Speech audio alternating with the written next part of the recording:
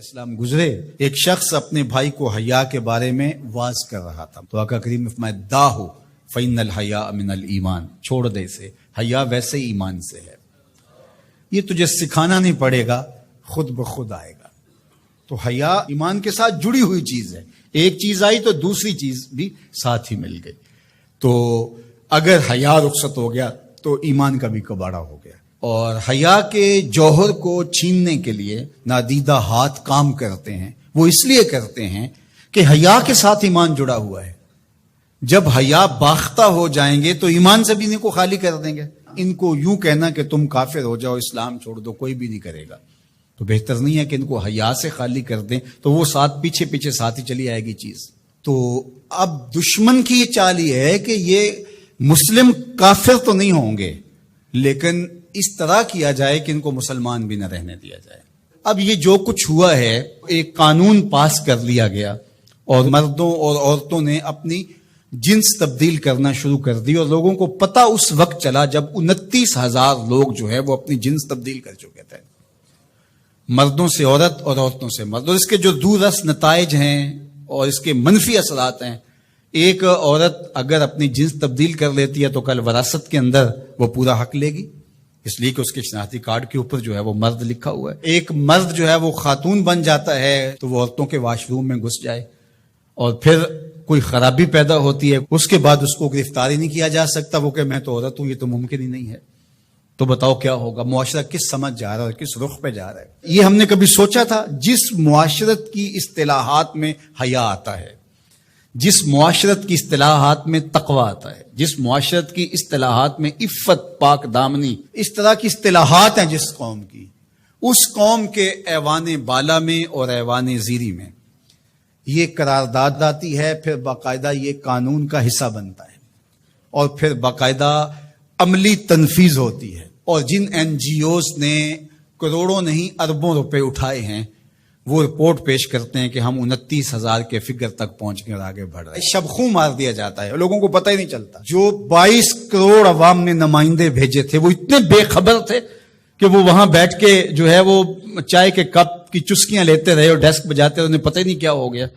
جو بڑے ان امور کے مار تھے، ان کو سال بعد پتہ چلا کہ یہ کیا ہوا۔ تو یہ معاشرت کو اس گندگی میں، اس غلاظت میں دھکیلنے کے لیے سب کچھ کیا گیا، اس کو قانونی تحفظ فراہم کر دیا گیا۔ ہم جنس پرستی کی طرف، اور نہ جانے وہ لفظ نامانوس ہے ہمارے لیے، لیکن اب وہ سرایت کر گئے اس معاشرے کے اندر، اس پہ بات ہوتی ہے۔ اور ہم کہاں گر گئے ہیں، کس گڑھے میں گر گئے ہیں؟ ہم انسان ہیں، یہ تو چوپائے بھی نہیں کرتے۔ جو آج مغرب کر رہا ہے، وہاں کے سنجیدہ طبقے بھی اس پہ آواز اٹھاتے ہیں، وہ بھی سر پکڑ کے ان کے دانشور کہتے ہیں یہ کس سمجھ جا رہے ہو؟ چونکہ جمہوری نظم ہے، جہاں زیادہ لوگ ووٹ ڈال دیں گے وہ ہو جائے گا، لہذا اس وجہ سے وہ مجبور ہیں۔ لیکن وہ کہتے ہیں یہ کیا ہو رہا ہے، یہ کیسے ممکن ہے؟ اللہ تعالیٰ نے قرآن مجید میں ارشاد فرمایا اولئک کالانعام بل ہم اضل، انسانوں کی اقدار سے برگشتگی اور ان کا اخلاقیات سے دور ہو جانا، اور اس کے نتیجے کو اللہ تعالیٰ بیان فرماتا ہے، تمثیل کے طور پہ چیز بیان فرمائی کہ یہ لوگ چوپائے ہو گئے ہیں۔ اولئک کالانعام، یہ چوپایوں کی طرح ہے۔ آگے فرمایا بل ہم اضل، بلکہ یہ چوپایوں سے بھی بدتر ہو گئے ہیں۔ آپ نے کبھی نہیں دیکھا ہوگا کہ کسی نر چوپائے نے نر چوپائے کے ساتھ جفتی کی ہو۔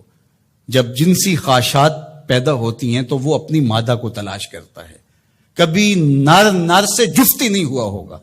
لیکن انسان جب اخلاقیات سے گرتا ہے تو وہ اتنا گندا اور بدتمیز ہو جاتا ہے کہ یہ تمیز بھی ختم کر دیتا ہے جو چوپائے بھی رکھتے ہیں۔ تو یہ ہے چوپایوں سے بھی بدتر ہو جانا، غلیظ گندا عمل قوم لوط اس کی زندگی کا حصہ بن جاتا ہے۔ اور بندے کے پلے بچتا کیا ہے، اس کے پاس رہتا کیا ہے جب وہ اتنا غلیظ ہو جائے؟ اس کی روح بھی زخمی ہو جاتی ہے، اس کا باطن اور ضمیر بھی داغ ہو جاتا ہے جب اس کی نظر میں غلاظت آتی ہے، اچھی جائے کہ وہ عملی طور پہ غلاظت کے اس درجے پہ پہنچ جائے۔ تو یہ چوپایا نہیں قرآن نے کہا، بلکہ چوپایوں کے ہاں بھی ایک تہذیب کا درجہ ہے، اس کو کراس وہ بھی نہیں کرتے، لیکن یہ چوپایوں سے بھی بدتر ہو گئے۔ تو کیا جو چوپایوں سے بھی بدتر ہوں گے اس کا تتبع کریں گے؟ جو چوپایوں سے بھی گندے ہو جائیں گے، کیا وہ ایک انسانی معاشرے کا شعار ہو سکتا ہے؟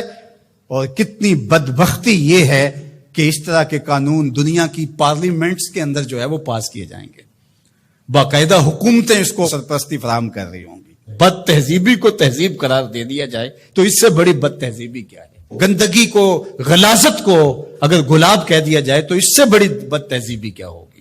تو یہ معاشرت کی گندگیاں ہوتی ہیں، لوگوں کے ذہن کے اندر پنپنے والی گندگیاں مجسم روپ میں آ جاتی ہیں، اور وہ معاشرہ پھر انسانوں کا معاشرہ نہیں رہتا، وحشیوں کا معاشرہ ہو جاتا ہے، بلکہ وحشیوں سے بھی بدتر معاشرہ ہوتا ہے، بل ہم عدل کا عملی روپ بن جاتا ہے۔ تو وہ معاشرہ چاہے کلمہ پڑھتا ہو، وہ معاشرہ چاہے بظاہر نمازیں پڑھتا ہو، وہ معاشرہ چاہے اپنے آپ کو کہتا ہو کہ میرے جیسا زمانے میں کوئی نہیں ہے، وہ گندہ ترین معاشرہ ہوتا ہے۔ تو مغرب کے اندر تو یہ چیزیں عیب نہیں ہیں، وہاں تو باپ اور بیٹی کا رشتہ بھی عیب نہیں ہے، وہاں تو جو ہے وہ دادی اپنے پوتے سے حاملہ ہو جاتی ہے تو وہ عیب نہیں سمجھا جاتا وہ اس معاشرے کے اندر۔ وہاں حرام زادہ ہونا کہ اس کے باپ کا پتہ نہیں ہے، وہ تو اس معاشرے میں عیب نہیں ہے۔ تو کیا مغرب کی نقالی میں ہم سب کچھ قبول کر لیں گے؟ ان کی جو چیزیں اختیار کرنے والی ہیں وہ تو ہم نے کی نہیں ہیں، ان کی وہ مادی ترقیاں جو ہمارے دین کے راستے میں رکاوٹ نہیں بنتی تھی وہ تو ہم نے کی نہیں، لیکن ہم ان کی غلاظتیں، گندگیاں اور ان کی وہ جہالتیں اس کو ہم جو ہے وہ اپنے سینے سے لگاتے ہیں اور مغرب کو خوش کرنے کی کوشش کرتے ہیں۔ یہ ہمارے اشرافیہ کا روپ ہے، اگرچہ عوام کا یہ روپ نہیں ہے، لیکن آہستہ آہستہ عوام، یہ جو 29,000 لوگوں نے رجسٹرڈ کروایا ہے، تو یہ کون لوگ ہیں؟ اسی معاشرے کے لوگ ہیں۔ تو یہ معاشرہ کس سمت جا رہا ہے، اس کے لیے ہمیں غور و فکر کرنا ہوگا، اپنی نسلوں کو بچانا بھی ہوگا۔